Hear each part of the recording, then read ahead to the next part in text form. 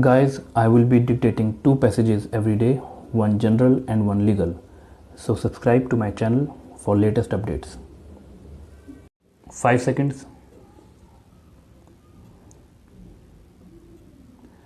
I would like to speak about how sugarcane cultivation can curb global warming. I come from a constituency in Karnataka where most of the population is farmers. They mostly do farming. If we look at the world today, we may find that America is the first country in ethanol production, and that is produced from a byproduct of corn. Then there is Brazil, which is the second largest producer of ethanol, and 44% of their public transport is run using ethanol. I feel that India, being the second largest producer of sugarcane in the world, is still not able to tap this market. The way forward is the green revolution, and we have to find ways and means of how we can preserve what we have been given so that our future generation can have a better future. I feel that this is only possible if we insulate the farmers. What is happening in my constituency is that there is lack of awareness among the farmers who grow sugarcane. They do not do crop rotation, and hence soil is being eroded. Now it has marshy land.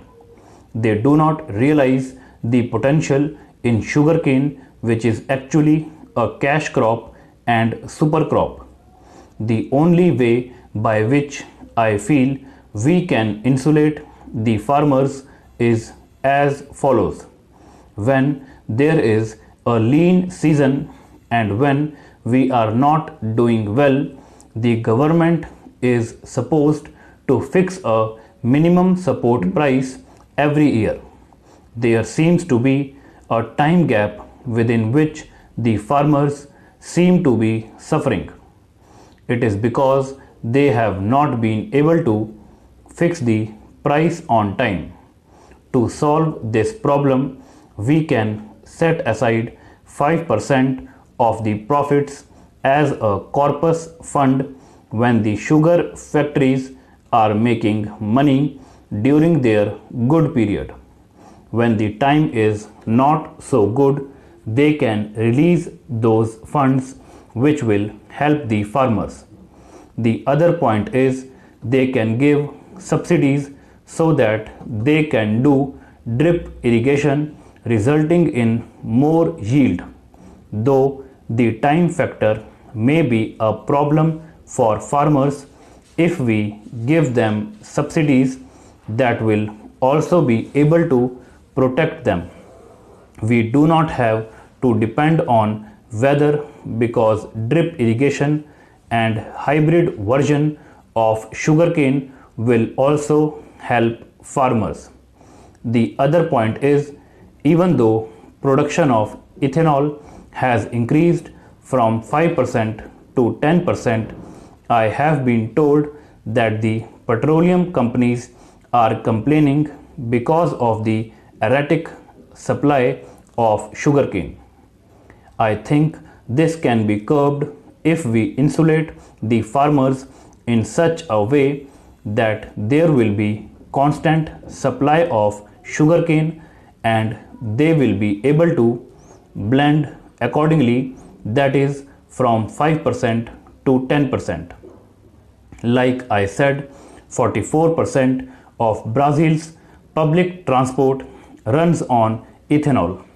We will be able to bring our import bills down if we produce ethanol ourselves and use it. I thank you all for your patience and time. I thank you, Deputy Speaker Sir, for the opportunity which you have given me. I thank all the members of parliament across all parties. I came during the by-elections. All of you have been so warm, friendly and helpful to me. Mr. Deputy Speaker Sir, today is a very important day for all of us who cherish to relish and who cherish to propagate their own mother tongue. Today is the International Mother Tongue Day and very rightly Shri Prabhunath Singh and many others have spoken about their own mother tongue. I have given a notice today to speak about my mother tongue in my own language. As the 15th Lok Sabha is coming to a close today, it is very appropriate that I should speak in my own mother tongue. Mother tongue is the life force that sustains all of us. We inherit our mother tongue from our parents. Mother tongue connects us to our past, to our cultural ethos, to our tradition and to our heritage. Mother tongue has roots deeply embedded in our psyche. Mother tongue is the cultural carrier and ultimate means of communication of its people. Mother tongue lives in parables, legends, and proverbs with which all our memories are integrally connected. Mother tongue reflects the cultural milieu, helps us to integrate and to assimilate. Those who know the value of mother tongue do not even hesitate to sacrifice their lives for this cause. Mother tongue is the vehicle of self-discovery. It propels change for a better world.